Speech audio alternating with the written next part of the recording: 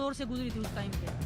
Federation ने मेरे को कितना मेंटल टॉर्चर किया था, मैं किसको बताऊं। जब मैंने वो आर्टिकल लिखा था, काफ़ी लोगों ने बोला कि ये एक कवर अप करने के लिए, कवर अप नहीं था वो एक रियल स्टोरी थी एक एथलीट की, और हर एक एथलीट को पता है कि हम किस दौर से गुजर रहे हैं। इतना मेंटल टॉर्चर हुई थी कि मैं मरने तक की स्टेज तक चली गई थी। मैं हर दिन खुदकुशी करने की सोच रही थी।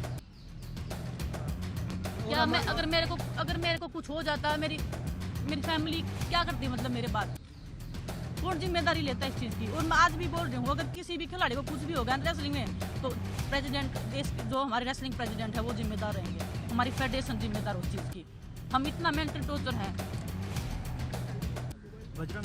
मेरे को बोलते हैं कि मेंटली वीक है, मैं मेंटली वीक नहीं हूँ। मैं 10 सालों से मैं सीनियर में खेल रही हूँ, उसके बाद भी मेरे को बोल दिया जाता है कि हाँ चलो इसका तो मेंटल स्टेटस ठीक नहीं है। इसको तो बहुत गुस्सा आता है, मेरे को गुस्सा नहीं आता। मेरी फैमिली से पूछो, जब मेरा जिस रेसलिंग को मैं 5 साल से, मैं जब 5 साल की थी मैं तब से मैं लड़ रही हूँ, उस रेसलिंग को मैं जीतती हूँ हर दिन। अगर वो रेसलिंग मेरे से कोई छीनने की कोशिश करता है, मेरे को गुस्सा उस टाइम पे आता है। मेरी इतनी इमेज मतलब गलत पोर्ट्रेट कर दी गई है मीडिया में। फेडरेशन हमारे बारे में इतना नेगेटिव निकलवाती है मीडिया में। हम एथलीट पे कितना मेंटली मतलब इफेक्ट करता होगा उस चीज़ का। क्या किसी भी फेडरेशन ने इस चीज़ का कभी रिस्पॉन्सिबिलिटी लिया कि हम एथलीट का मेंटल स्टेटस हम जाने कि क्या है, क्या नहीं है, किस लेवल का है।